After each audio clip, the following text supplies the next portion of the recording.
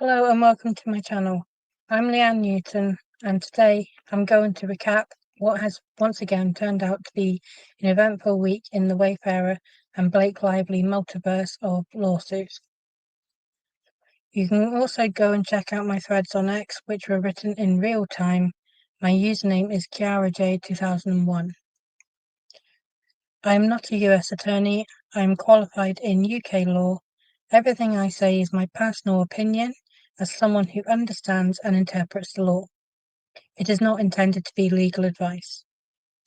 I would appreciate it if you could please like this video and subscribe to my channel. You can also press the notification bell to be alerted to future content. A few things happened last week. Wayfarer responded to the motion to quash from Marvel. Their response was rather spicy. I did enjoy breaking that down on X. Sloane filed a motion to compel Wayfarer to respond to her interrogatory requests. Wayfarer responded with a rather delightful clapback. Brett Douglas McDowell and Eiko Ishiwata wrote a letter to the court to request preservation of relevant discovery on Marvel. There was also a filing from Lively in the Texas case. Jen Abel filed an amended claim for indemnity against Stephanie Jones. I'm not going to cover that because it is very similar to her recent amended complaint against Jones, which I did cover last week. I've seen a few people getting confused over this. So essentially, Abel has two claims currently against Stephanie Jones and Jones Works. There is a counterclaim, which is the filing that refers to breach of her employment contract and recently added new causes of action regarding the unauthorized accessing of Abel's private information. But Abel also has a second claim, which is effectively to hold Jones Works responsible for Blake Lively's claims against her as she was working in a capacity as an employee. This is referred to as her indemnity claim. It can be confusing, so I just wanted to clear that up, that there are, in fact, two different claims by Abel against Jones and Jones Works.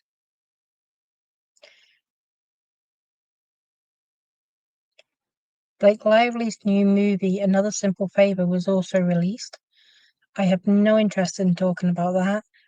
There were plenty of lines that could have been taken as some form of reference to the events of what was going on during It Ends With Us. However, I did wonder if I've spotted a rather large Easter egg in there, so I will cover that.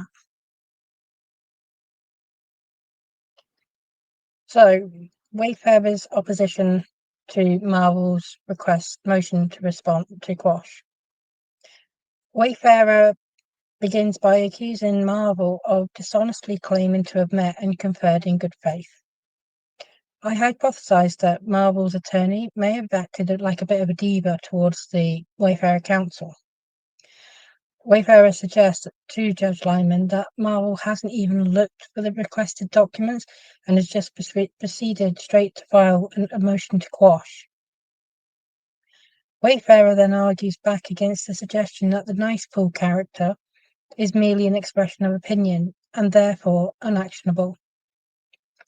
They point out that the information requested about Nice Pool is required because it goes towards actual malice by Reynolds, and they cite case law which supports that Nice Pool could be considered actionable because it was filmed during the relevant period and it refers to allegations that occurred on the set of It Ends With Us, which are now part of this litigation.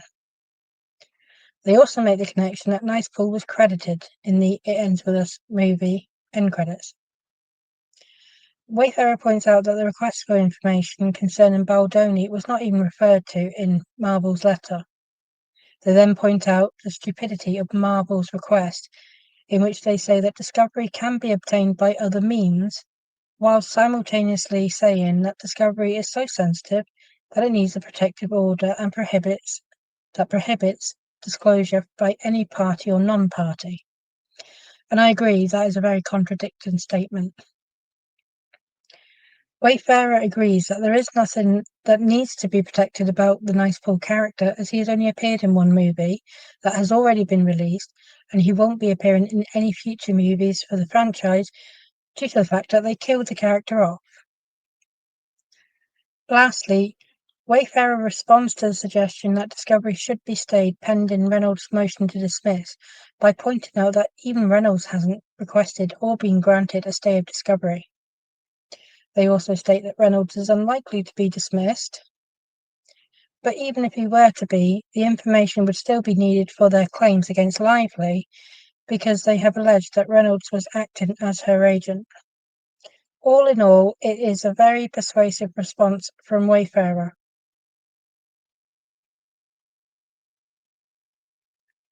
I'm going to move on to Leslie Sloane's motion to compel, which is about interrogatory responses. However, I just wanted to quickly take a moment to answer a common question I get, which is, does the UK use interrogatories and depositions like the US? And the short answer is no. We use witness statements and requests for documents or other information. We don't commonly use either interrogatories or depositions. However, there is a provision that sets out the processes for the use of depositions under Practice Direction 34A of the Civil Procedure Rules. I won't go through it in detail here. You can look it up online, but essentially, yes, a provision does exist. It's just not commonly used in the same way that the US uses them.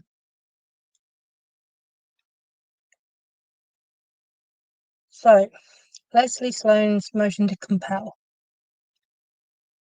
I'm going to start by attempting to quell some anxiety.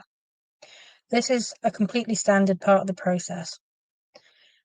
One party feels the other party is not being responsive and has asked the judge to intervene. It's normal. We are going to see a lot of this over the next year in various forms. The starting point is that Wayfarer parties have the burden of proving their defamation and false light claims against Sloane. They need to identify the statements and the where, when, and to whom they were said. Sloane needs this information to know what she's defending herself from. If Wayfarer can't produce this information, then Sloane will likely defeat the defamation claim at trial if she's not dismissed for any reason beforehand. I don't believe that Friedman would bring this case against Sloane if he did not even have a case to begin with.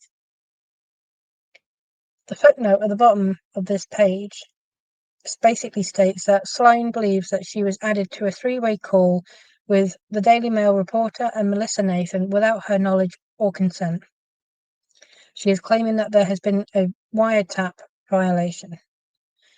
Her claims don't really make any sense, and the judge will likely disregard the assertion because it has not been brought up previously and Sloane is not counterclaiming.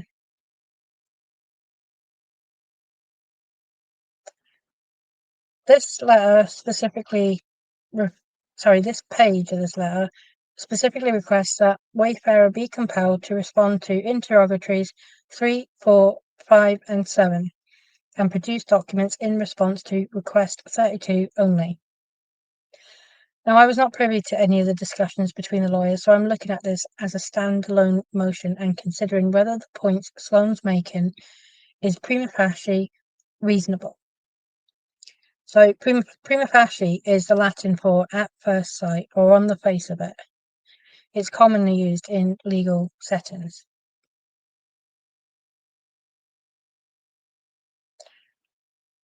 So Sloane has made some, in my opinion, intrusive and irrelevant requests.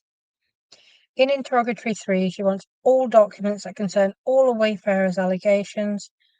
However, when I looked at interrogatory 1, it would have given her the same information. This just seems to be doubling the workload unnecessarily. Interrogatories 4, 5, and 7 request information about past complaints by anyone at any time, information about Heath and Baldoni that concern sexual assault, again, at any point ever, and that includes information that is unrelated to the movie. This is overly broad and largely irrelevant to Sloane's defense of the allegation that she defamed Baldoni. Request for Production 5 asks for, and I'm going to quote here, all documents concerning communications by or involving any Wayfarer parties or their agents related to formal or informal complaints or discussions about the work environment on the set of the film by anyone. I have an issue with this is that, if someone has had an informal discussion with any Wayfarer party and their agents, then this information could unnecessarily breach their confidentiality. I don't really see any logical reason how this information would make any difference to Sloane's defense.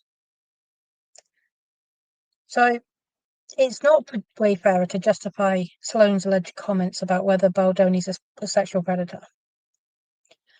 Sloane is the one who needs to defend that, and Wayfarer are not going to hand over anything. Her defense should be limited to her comments and her reasons for believing them to be true at the time she made them. She can't go looking for the evidence months later. Wayfarer denied the allegations, and that is relevant, but also Sloane may have overlooked something in these requests. She's asked for, again quoting, all documents that concern any sexual or inappropriate comments made by anyone during the production of the film. Now, Sloane has two potty-mouthed clients who are also being sued in this lawsuit.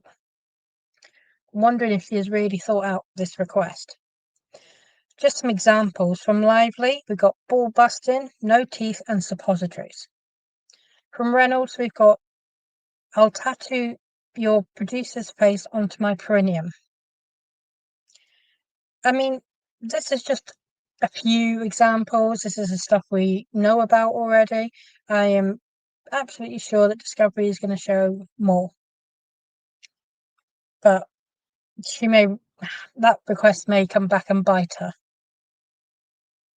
Sloane appears to be looking for Wayfarer to find evidence to support her claim that Baldoni is a sexual predator for her. So I can now see why Wayfarer made the snarky comment that Lively and Sloane don't even know what they're looking for in their letter when they requested an extension, to respond to the interrogatories. Sloane's defense is this simple. Did she call Baldoni a sexual predator to anyone at any point? If the answer is no, then it is on Wayfarer to prove their case. And if the answer is yes, then it is on Sloane to justify why it was reasonable and why she believed it to be true. Sloane also wants information that would go into a potential second amended complaint, despite the fact that there is not one currently filed. Wayfarer haven't drafted a second amended complaint. They have expressed that they would be willing to if the judge deems it necessary as part of his decision in the motions to dismiss. Wayfarer, and I believe Sloane is selectively ignoring this point, Wayfarer also declined to amend their amended complaint by the deadline. They actually stated that they are prepared to stand on the first amended complaint. It is inevitable that the information will fall into one of the other production requests anyway, so there's no need for Sloane to have made this additional request. And again, it feels like it's fishing for what may go into a second amended complaint before Wayfarer have even filed one.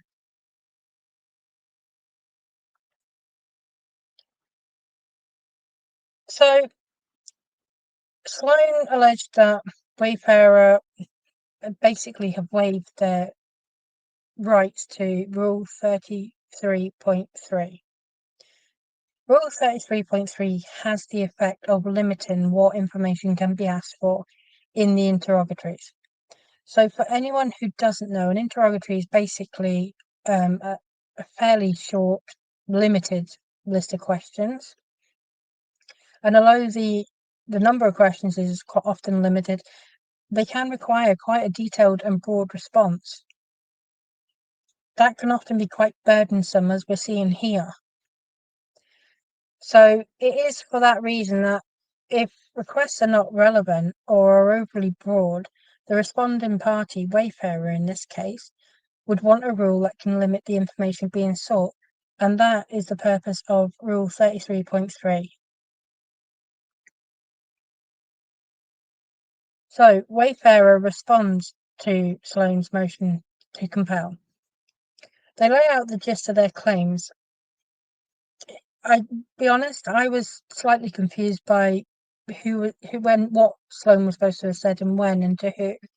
So I feel happier now myself to have this information. So they've confirmed that the sexual predator comments relate to statements made to the New York Times. And they also quite rightly confirmed that the statements to the Daily Mail claiming that the problems on set are nothing to do with Lively and that all the cast hate him are defamatory and false light. There is also a footnote at the bottom where Wayfarer refute the allegation that Melissa Nathan surreptitiously listened to Sloane's calls and points out that the conduct Sloane has described does not meet the definition of wiretapping under California statute. So my own view was that Sloane's request was too broad and unnecessary. They were asking for information that they had requested in other interrogatory requests, and what they were asking for was not relevant for the purpose of building a defence against the claims against Sloane or Vision. Wayfarer are effectively saying the same thing. Wayfarer also dispute Sloane's assertion that they have waived their local civil rule 33.3 objection, as the objections were expressly incorporated into each of Wayfarer's responses. Personally, I was quite troubled by some of the interrogatory requests. They were seemingly asking for evidence on behalf of Reynolds and Lively. They were essentially asking Baldoni and Heath to provide evidence of their own alleged bad behaviour. Some of these requests were the most stupid requests I've ever seen, quite frankly. They were completely unreasonable, in my view. And again, it does appear that Wayfarer feel quite the same. So no Wayfarer filing would be complete without trademark Friedman snark. I'm going to quote, "If Miss Sloane engaged in other defamatory conduct, she will not need to guess which of those are defamatory because she is the one who made the statements." And he's absolutely right. The concern I voiced with Sloane's request was that there was no second amended complaint and there may not be one. In fact, Wayfarer confirmed to the court that they were standing on the first amended complaint. As a result, Sloane is effectively demanding information that is currently protected by the attorney-client privilege. I hope the judge declines Sloane's motions because I don't believe it is reasonable by any stretch of the imagination. Then we had Blake Lively. She's filed a motion to extend the time she has to respond to Jed Wallace's amended complaint. She wants to extend it from the 9th of May to the 16th of May. Now, Jed Wallace does not intend to file an opposition to her motion because he's not unreasonable. So she is likely to be granted that extension, unless the judge has reasons to deny it. Her footnote, however, does indicate that she also intends to file a separate motion to request permission to file more than the maximum limit of 20 pages, because Texas has a limit of 20 pages per file. Now, I am hoping that Wallace will oppose this motion because I am going to be so annoyed if this turns out to be another 800 plus page document. I think that was the high end of taking the piss, basically. I also just wanted to make a quick comment on the media headlines because obviously with Jed Wallace's amended complaint, effectively, as I said in my last video, Blake Lively's motion to dismiss has been denied. The reason that the motion to dismiss was denied was not on any merits of the motion. The judge has not reviewed her motion to dismiss. It is purely because the complaint that she is wishing to be dismissed from is now null and void because there's a new amended one which supersedes it. I've seen many media outlets reporting that this is a big loss for Blake Lively. It is not, and no one has lost or won here at all.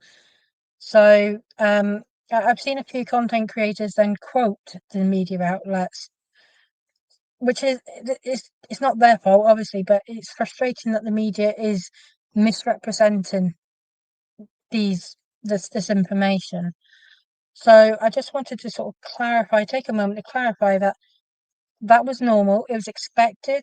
I said in my last video that this was going to happen, and it's what happened with Stephanie Jones's motions to dismiss against Wayfarer and Jen Abel. All that has happened is the complaint no longer exists because the new complaint has come in, which now supersedes.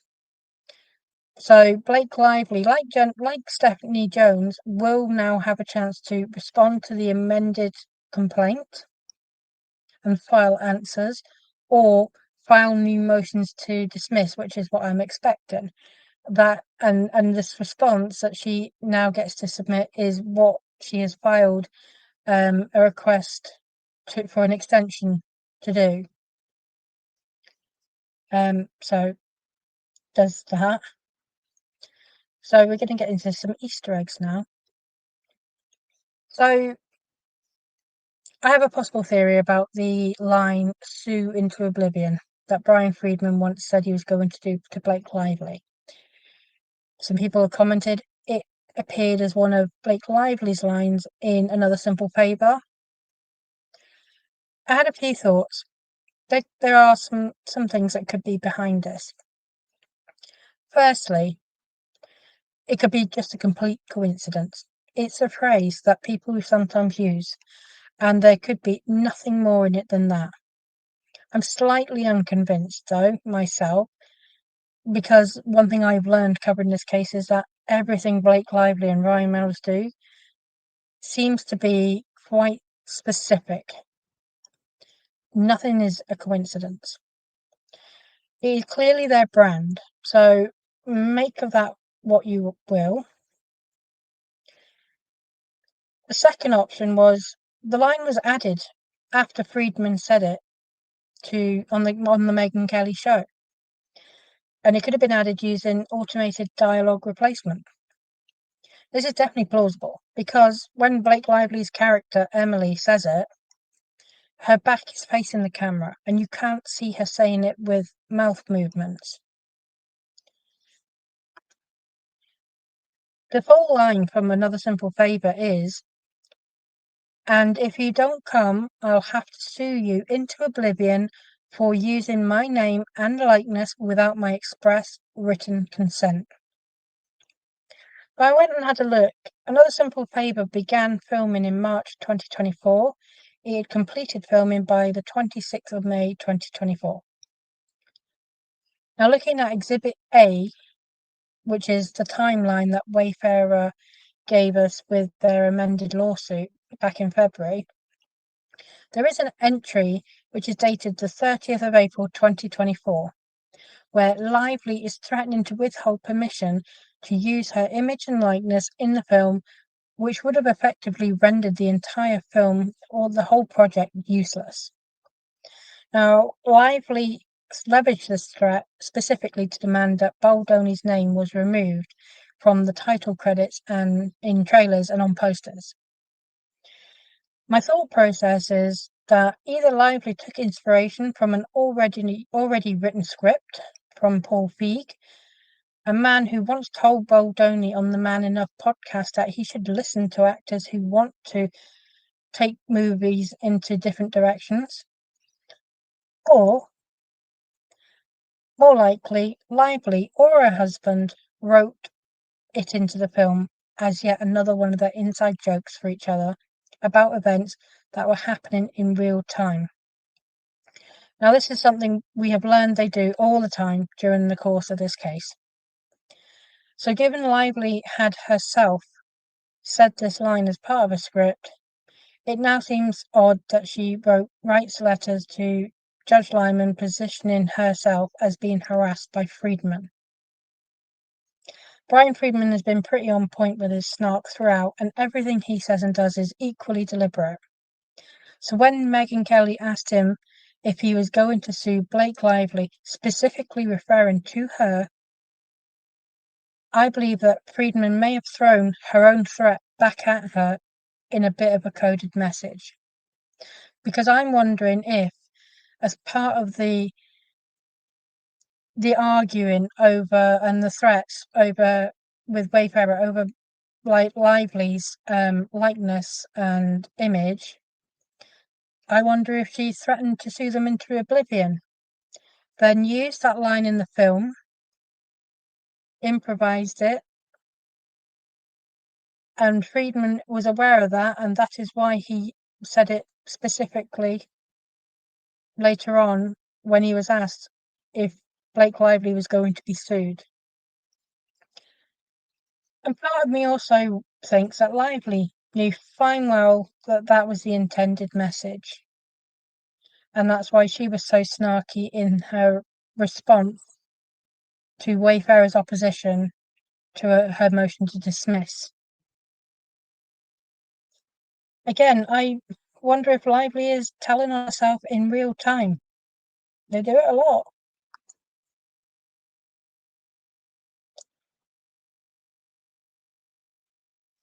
So, Brett and Aiko.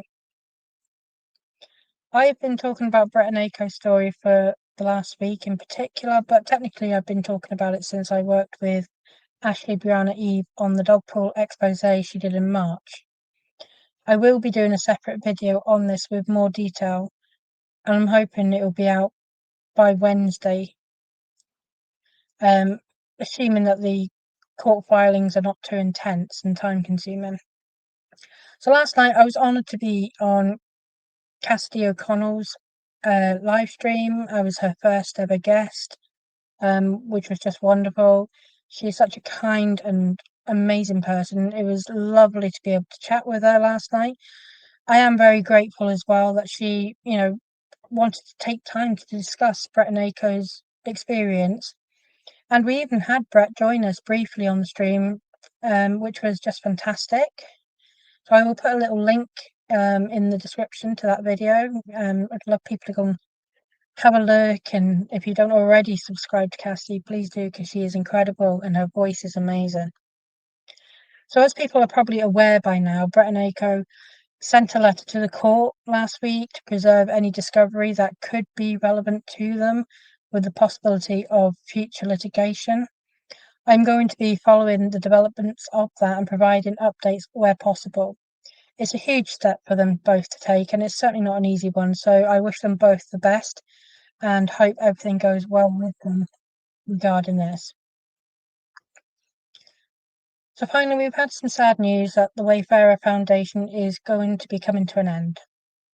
Their founder, Steve Sarowitz, who, in case anyone wasn't already aware, he is the billionaire who is being sued in all of this.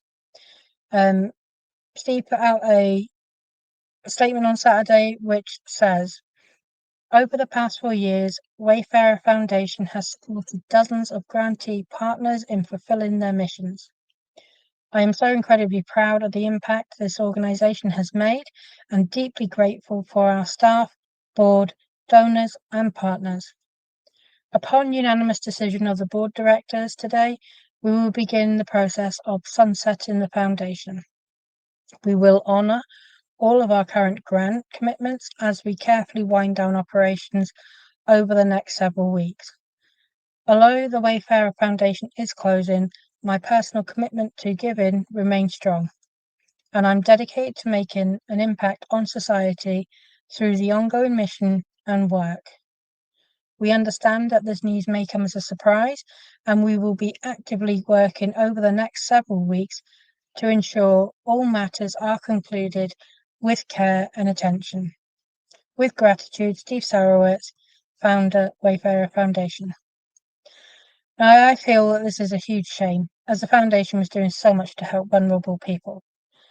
But I also understand that the guys have got a lot going on at the moment and they need to make decisions that are right for them. Hopefully, at the end of all of this, we could see the foundation return or something new formed, like Phoenix rising from the ashes. But right now, Wayfarer will be prioritizing their commitments. There will be a lot of love and appreciation for what the foundation has achieved and the lives it has helped. It is a shame that it's happening, and it shows that it's not just real victims that are being harmed by Lively's false allegations, but I'm sure everyone will appreciate the strain that the Wayfarer guys are under, and that, something has to give. So, what's likely to be happening next week? Well, I, like everyone else, no doubt, I'm still waiting for decisions from Judge Lyman regarding all the motions to dismiss. I'm really hoping that this gets cleared up soon, along with the decisions on the applicable jurisdictions. We could see a decision on Leslie Sloane's motion to compel. I think it should be denied. I think it was far too broad and it was asking for information from a non-existent second amended complaint that may never even be written. So this is not about being pro any party. If Wayfarer had written the motion to compel in the same way that Sloane did, I would be criticising them in exactly the same way. There is something, though, about Leslie Sloane's filings that give me a migraine every time I read them. Overall, I like her lawyer, Sigrid Macaulay. She did actually some incredible work for the victims of Jeffrey Epstein, and at no charge too. But for some reason with Sloane's case, I've just not been impressed by her so far. But again, that is my personal take. Hopefully we will also see a decision in Marble's motion to quash too. So we are all waiting with bated breath to see what motions are filed by Wayfarer in the wake of the Van Zandt Inc. lawsuit. I think Wayfarer may be waiting to get invited by Judge Lyman to amend their complaint. That's almost certainly going to happen, and they may include some information regarding the Van Sham lawsuit and the fake subpoena in amongst a second amended complaint. This Leslie Sloane may be thinking about this herself. That could be why she wants information, that could potentially go into a second amended complaint before a second amended complaint is even filed. I will be trying to get out some educational posts about the causes of actions against Stephanie Jones, the new ones from Jennifer Abel, and I will be lining up a new deep dive as well. The Liz Plank one did really well. I'm going to be recording some short videos of the deep dives. I've already done threads for Onyx. I'm going to try and get them uploaded on here. That is going to have to fit in on, around filings and other things as well. So as soon as I get some free time from everything else, I will start working on bringing, a bit of a back catalogue and lifting it off X and converting it into YouTube material. Because I've had quite a lot of requests for that, and it's something I would like to do myself anyway.